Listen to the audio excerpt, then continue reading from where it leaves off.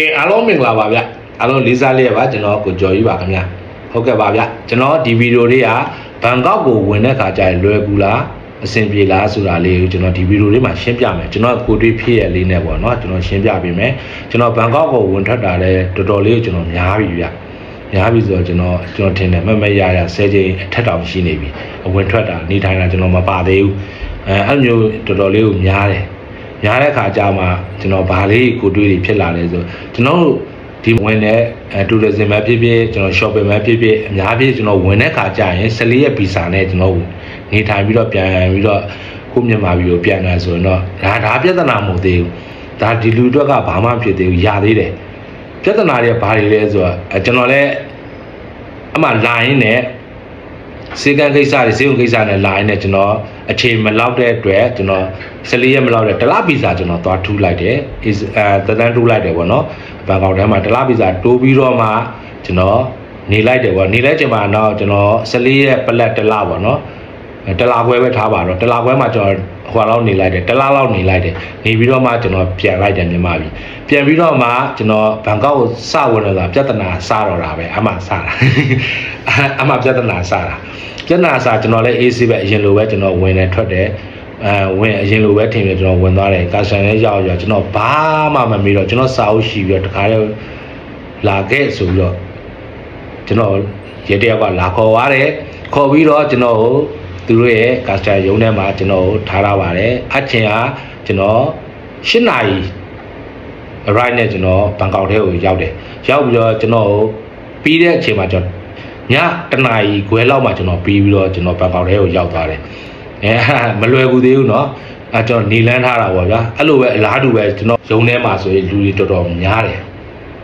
တော်တော်လေးကိုများတယ်အဲ့လိုပဲကျွန်တော်လိုပုံစံတူတွေအများကြီးပဲပြဿနာလေးပဲမတူညီတာပဲရှိလိမ့်မယ်အဲ့လိုရောက်လာတော့ကျွန်တော်ဘာတွေမေးလဲဆိုနံပါတ်1မင်းကအရင်လကတလားထူပြီးတော့မင်းဘာဖြစ်လို့ဒီမှာတလားထူပြီးတော့နေထိုင်တာလဲဆိုကျွန်တော်စပြီးတော့မေးခွန်း question တွေနဲ့ကျွန်တော်မေးပါတယ်နောက်တစ်ခုကကြတော့မင်းကတလားထူပြီးတော့မင်းပြန်သွားတာပြန်ဝင်လာနဲ့တလားတော့မပြေသေးဘူးဟိုလောက်ပဲကွာတယ်10ရက်လောက်ပဲကွာတယ်တလားရင်လားထူတာတလားကုံဆုံးရက်နဲ့အခုကျွန်တော်ပြန်ဝင်လာတဲ့ရက်နဲ့10ရက်လောက်ပဲကွာတယ်အဲ့ဒါသူ့မှာကျွန်တော်လုံးဝတန်တရားနဲ့ကျွန်တော်မေးတာပေါ့နော်မင်းဘာကြောင့်အဲ့လိုပြီးတော့ပြန်ဝင်လာတယ်မင်းဘာလုပ်ငန်းတွေလုပ်လို့လဲဒါအများကြီးပဲပေါ့ကျွန်တော်မေးတာမရိုးသားမှုရှိရလားပေါ့နော်ဒီကိုလာတဲ့ခါကျရင်မင်းဘာတွေလဲဆိုတော့ question တွေတော်တော်များတယ်ဒါပေမဲ့နမကျွန်တော်ဘက်ကလည်း AC တည်ငြိမ်စာနဲ့သူကျွန်တော်ပြန်ပြောပေးနိုင်တယ်ပေါ့ပြန်ပြအထောက်ထားတွေနဲ့ပြန်ပြီးတော့ရှင်းပြနိုင်တဲ့အတွက်ကျွန်တော်ဝင်ခွင့်ရပါတယ်ပေါ့နော်โอเคအဲ့လိုပဲဝင်ခွင့်မရတဲ့လူတွေအများကြီးပဲပြန်ခံလိုက်တယ်အပြတ်လာတယ်တော်တော်များတယ်ကျွန်တော်ရှေ့မှာဖြစ်နေတာအများကြီးပဲနိုင်တာနံပါတ်1ကျွန်တော်ဟာဒီဗီဒီယိုလုပ်ငန်းနဲ့ကျွန်တော်လုပ်ကိုင်နေခြင်းဖြစ်တယ်ဒီရတယ်ဗီဒီယိုအထုပ်တွေကျွန်တော်ဝယ်ပြီးတော့ကျွန်တော်မြန်မာနိုင်ငံကိုတင်သွင်းတယ်ငါဗီဒီယိုရောင်းတယ်ပေါ့ဒါနံပါတ်1နံပါတ်2အနေနဲ့ခုနောက်ပိုင်းမှာငါဘာလုပ်နေငါ broad ရိုက်နေတယ် blogger တယောက်အနေနဲ့ငါရက်တည်ခြင်းနဲ့ငါအလုပ်လုပ်နေတယ်မင်းတို့ရဲ့နိုင်ငံရဲ့ဒီတိုးတက်မှုတွေဒီဖျားတွေနဲ့ပတ်သက်ရင်ငါ blog တစ်ခုကိုငါဖန်တီးပြီးငါရိုက်နေတယ်ခီးသွား blogger တယောက်အနေနဲ့ငါလုပ်ငန်းတစ်ခုကိုငါစပြီးတော့အစာပြိုးလောက်ကင်နေတယ်ဆိုပြီးကျွန်တော်ထောက်ထားတစ်ခုနဲ့ကျွန်တော်သူတို့ရှင်းပြတယ်ဒါကျွန်တော်ပြောတဲ့အချိန်မှာဒါတူတူလေးเนาะဒါပေမဲ့သူတို့နဲ့စကားပြောတော်တော်လေးကိုရှင်းတယ်အထောက်ထားတွေအများကြီးပြရတယ်အဲ့ဆိုရင်ဟုတ်ပြီငါစဝင်တဲ့ရက်တွေဒီတစ်ကနေငါထွက်သွားတဲ့အထိ10ထိပေါ့နော်ငါဘယ်နေရက်မှာဘယ်ဟိုငါသွားခဲ့တယ်ဆိုတဲ့အထောက်ထားတွေတစ်ခုချင်းမကြံကျွန်တော် history ပုံစံမျိုးကျွန်တော်ပြန်ပြရတယ်သူတို့ကျွန်တော်ကလည်းဗီဒီယိုမှာကျွန်တော်တင်တာတွေက Facebook ရဲ့ YouTube ရဲ့ TikTok ရဲ့ကျွန်တော်တင်ထားတဲ့ဟာတွေကျွန်တော်အကုန်လုံးကျွန်တော်ပြန်ပြတယ်ပြန်ပြမှာ date တွေပါတဲ့အတွက်ကျွန်တော်လက်ခံသွားတယ်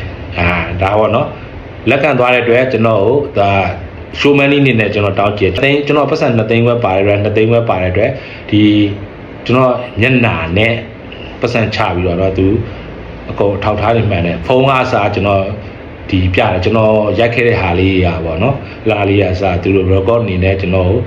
်သူတို့ရဲ့တော့ပုံရိုက်တယ်ရိုက်ပြီးတော့ဘယ်လိုပုံစံလဲဆိုတော့သူ record အနေနဲ့ထားထားတယ်နံပါတ်1ပေါ့နော် record အနေနဲ့ထားတာဒီလိုစစ်ပြီးပါပြီဒီလူကတကယ်သေးကြပါတယ်မှန်ကန်ပါတယ်ဆိုတော့ အထောက်အထားတစ်ခုကိုပြပြီးတော့လူကြီးကိုသွားပြောတယ်လူကြီးက okay ဒီလူတကယ်မှန်ကန်ဆိုတော့တိုင်းနာသူရရှိသွားပြီဆိုမှဘန်ကောက်မြို့တဲ့ကျွန်တော်ဝင်ခွင့်ပြုပါတယ်ခင်ဗျာဟုတ်ကဲ့အားကြောင့်မို့ခုနကထပ်ပြီးကြံတာတယ်နော်အဲ့လိုဟိုတယ်တွေကစအကုန်လုံးထောက်ထားတွေကျွန်တော်စစ်တယ်ပေါ့နော်အဲ့လာတွေဟိုတယ်နေတာအစအမြင်တေချာလေးပြောပြပေးနိုင်တဲ့တိုင်းတာတွေတခုလည်းကျွန်တော်မှလည်းရှိတဲ့အတွက်ကျွန်တော်လွယ်လွယ်ကူကူပြန်ပြီးတော့ဝင်ခဲ့ရပါဗျာ8နာရီတနာရီကျွန်တော်နေလန်းခံရတယ်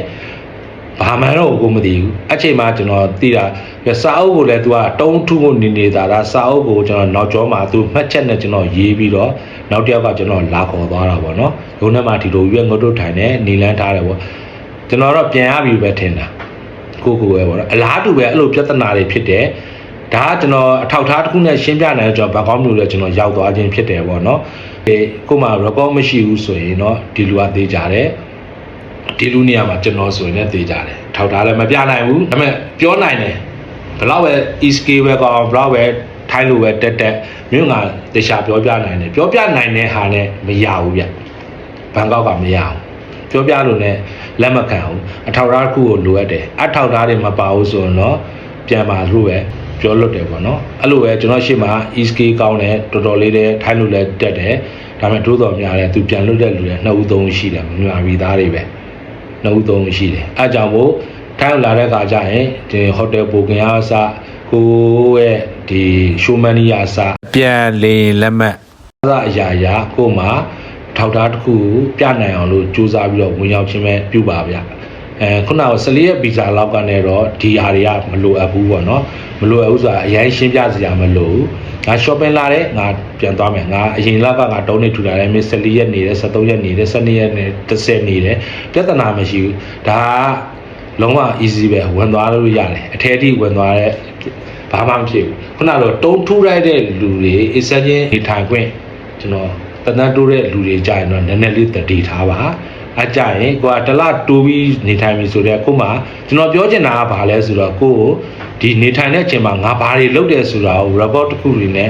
ဗီဒီယိုဓာတ်ပုံသို့မဟုတ်ဗီဒီယိုဆိုတော့ပိုကောင်းတယ်ပေါ့နော်ဓာတ်ပုံဆိုတော့လက်မခံဘူးဓာတ်ပုံဗီဒီယိုအနေနဲ့ record တစ်ခုတော့ယူထားစေချင်ပါတယ်ဗျ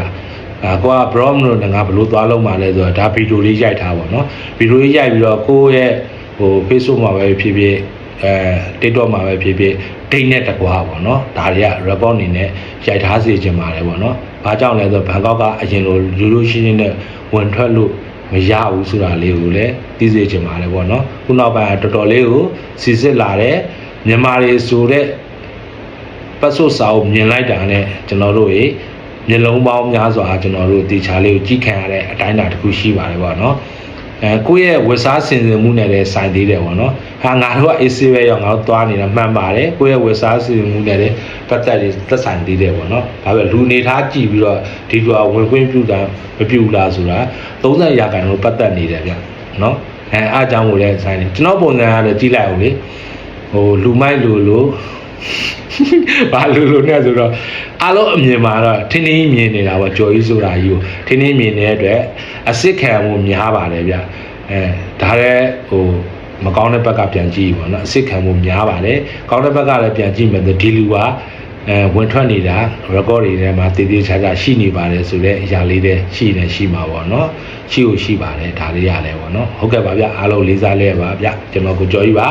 အားလုံးသိရှိတာပဲဖြစ်သိချင်တာပဲဖြစ်ပေါ့နော်ကျွန်တော်လည်းမျှဝေပြီးတော့ဆွေးနွေးလို့လည်းရပါတယ်ပြောခဲ့လို့လည်းရပါတယ်ဗျကျွန်တော်ရဲ့ပြောချက်တွေလိုအပ်ချက်ရှိနေမေးမြန်းလို့လည်းရပါတယ်ကျွန်တော်တေချာလေးပြောပြပေးမယ်ဗျဗီဒီယိုမှာကြံခဲ့တာတွေဖြစ်တဲ့အတွက်ကျွန်တော်နားလဲပြီးပါအားလုံးလေးစားလဲပါကျွန်တော်ကိုကြော်ကြီးပါ